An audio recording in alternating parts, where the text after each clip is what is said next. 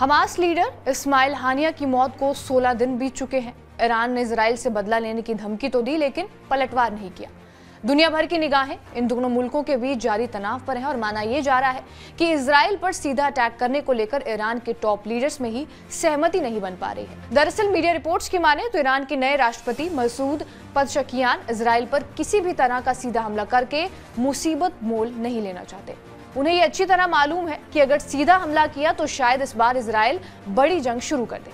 वहीं ईरान के supreme leader अयतुल्ला Khamenei इस बात से बेहद नाराज हैं।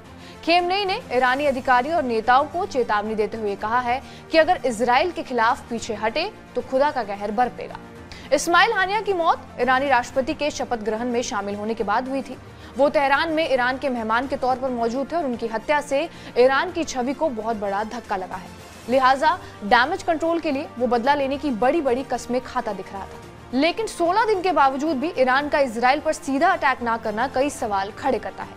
रिपोर्ट्स के मुताबिक मसूद इजराइल पर सीधा हमला नहीं करना चाहते हैं। उनका मानना यह है कि अप्रैल में इजराइल के साथ तनाव जितनी आसानी से टल गया, मुमकिन है कि इस बार ऐसा ना हो। ईरानी राष्ट्रपति को यह भी डर है कि कहीं इजराइल ने बड़ी जंग शुरू कर दी तो शायद ईरान उसका मुकाबला न कर पाए, क्योंकि इजराइल अकेला नहीं है, उसे अमेरिका समेत कई नाटो देशों का सहयोग मिलता रहा है।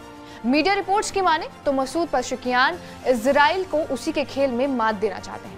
वो सीधा तेल अवीव पर अटैक ना करके इजराइल के उन महत्वपूर्ण ठिकानों पर हमला करना चाहते हैं जो दूसरे देशों में मौजूद हैं। इसके अलावा ईरान के हमले को लेकर बने तनाव से इजराइल पर एक मनोवैज्ञानिक दबाव बनता दिख रहा है। इजराइल गाजा में सीजफायर को लेकर बातचीत की टेबल पर लौट आया है। ऐसे में अगर गाजा में संघर्ष विराम पर सहमति बन जाती है तो ये ईरान के लिए बदला लेने से ज्यादा बेहतर डील होगी।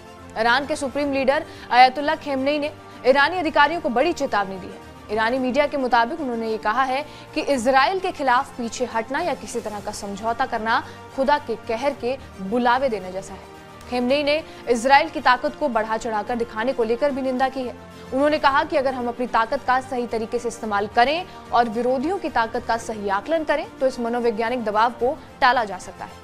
खेमनेई के इस बयान से अंदाजा लगाया जा रहा है कि इजराइल पर हमले को लेकर ईरानी अधिकारियों में मतभेद पैदा हो गए हैं। रिपोर्ट्स के मुताबिक ईरान के नए राष्ट्रपति हमले के बाद की परिस्थितियों को लेकर चिंतित हैं, तो वहीं सुप्रीम लीडर हानिया की मौत का बदला लेने से पीछे हटना नहीं चाहते।